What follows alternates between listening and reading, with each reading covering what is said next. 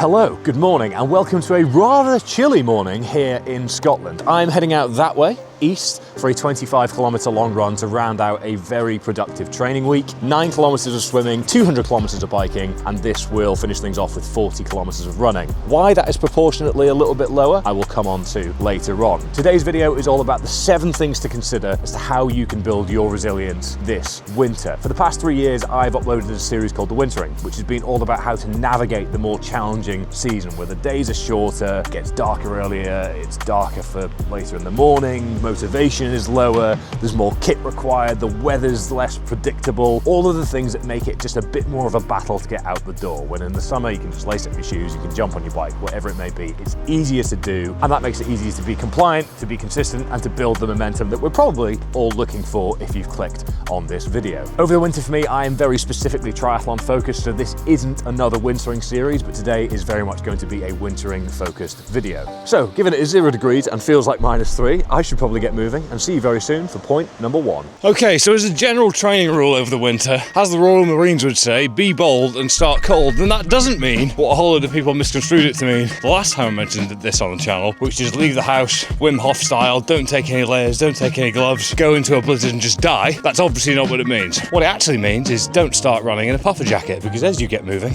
your body temperature will increase, therefore your temperature will increase, and if you're in a puffer jacket and therefore too warm, you will very quickly sweat, get soaked, and make things worse. In the worst case scenario, there is a phrase in the Arctic which is, if you sweat, you die. Can't imagine anyone watching Arctic expeditions is watching this video as a last minute bit of research, but if you are, well, great to have you here. All the best in the Arctic. That is that. Onwards and upwards.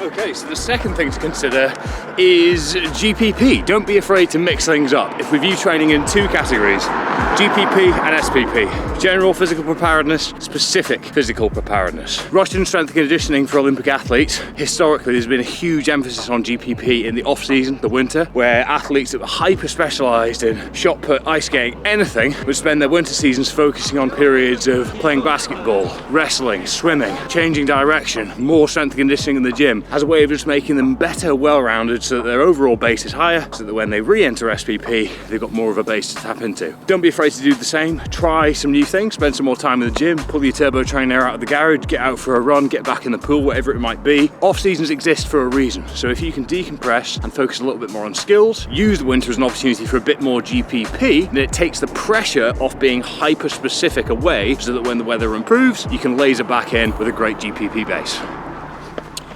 If you are looking for a community to embrace the winter with, then why not join myself, the team, and our online community of athletes from all over the world for The Wintering. 12 weeks of group training focused on GPP, mental resilience, and nailing your nutrition, so that you can be ready to commit to anything come spring. The link to register is in the description below. If you're simply looking for a training plan to give you some direction, then head to the website to check out our bronze and silver memberships, as well as our one-off training plans. Finally, if you're looking to really dial in and get the absolute best out of yourself heading into 2026, then book in a strategy call so we can discuss our gold membership, bespoke one-to-one coaching designed to maximize your strength, endurance, and adventure.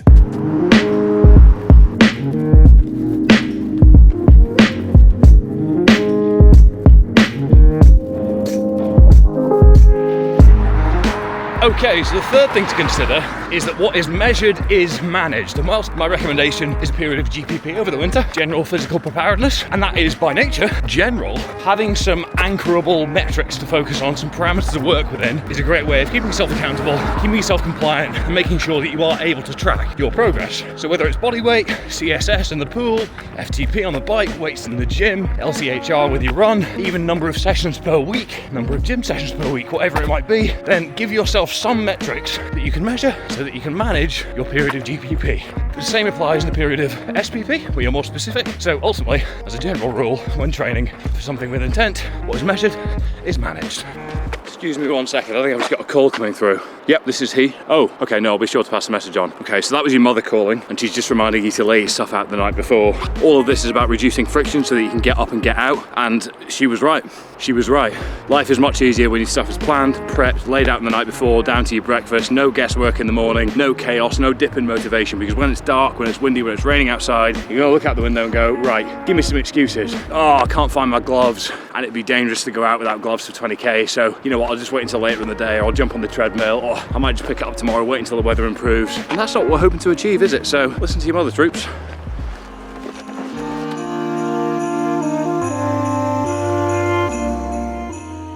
Okay, so the next thing to consider is that the habits that served you when it was easy should serve you when it is hard. And by that I mean, what has given you the best routine, the best discipline, the best structure, the best energy, the best mood in the kinder months, in the summer and the spring and the autumn, when it's been easier to get up and crack on, and there hasn't been that friction. Those habits served you for a reason. And ultimately, I believe that motivation is the theory, discipline is the practice. And whilst the whole motivation versus discipline argument is done to death on the internet, I believe that discipline is one of the strongest forms of self-love, because you are acting today in the best interest of yourself tomorrow. Motivation is going to come and go. You might be watching this video and thinking, yeah, sick, I'm going to get out for a run along the coast, how cool. I'm going to fly to the east coast of Scotland and play some golf because it's the highest concentration of links golf courses in the world. I've digressed, but nonetheless, that will come and go. Once you see snow, wind, rain, cold outside, that's going to dip. It's setting your stuff out the night before, it's having some parameters to work with, it's having a training plan, it's knowing where everything is, it's knowing who you're meeting up with, it's knowing what route you're taking, it's knowing why you're doing the training that's going to keep you moving forward. And whilst your circadian rhythm isn't as on side because there's not as much daylight, there isn't as much energy that comes naturally, supplement with some vitamin D, and that will also help as a side note. But the habits that serve you when it's easy will serve you when it's hard. It's just more difficult to implement them. So bear that in mind.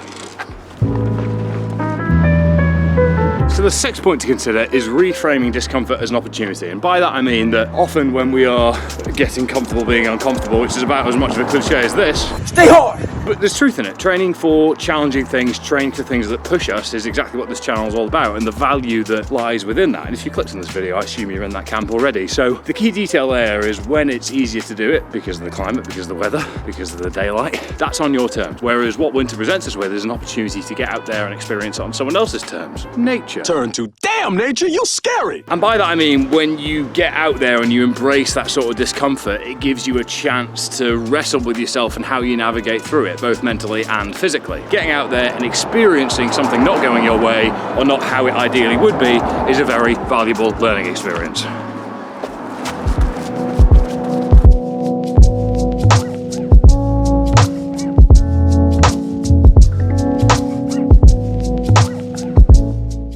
And fini. Data on the screen for you just here, 25 kilometers, average heart rate 140, average pace 5 minutes, 19 seconds per kilometer. Very pleased, very smooth, very nice. What a morning, fantastic. We are going to get a coffee and some food, but it sounds like we have arrived at a kid's birthday party or jungle gym sort of situation, so let's get involved, am I right? Anyway, that is most of the video, but I do still have a final point, which is number 7, explore. And by that I mean explore new places, new people, new pursuits, whatever it may be. Winter can provide a great opportunity to embrace a little more adventure, with less of a focus on metrics and more of a focus on movement for the sake of movement. I personally get so much value from the mountains, especially in the winter. I spend more time on trails and accept more elevation without worrying about my average pace as much. Adventure is a core component of my training, and perhaps it is yours too. If not, I propose that it should be, because what is the point in ability without adventure? So whether it's a new sport, a new training group, a new environment, or a new training focus, winter can be a great time to explore. And there we have it, a very successful morning breaking down the 7 things to consider if you are looking to build your resilience this winter. I have had a coffee, I have had a scone, I have not gone to jail for filming children in a public place, which is always good news. Let that be a bonus 8th point for you. So there you are. Don't say I'm not good to you, ladies and gentlemen. Just a reminder to check out the links in the description down below and hit subscribe if you have not yet done so. Drop the video a like whilst you're in the region as well. That would be very kind of you if you've made it this far. It's the least you can do. If you've got any comments, thoughts, feelings and or insights at any points that you would like to share,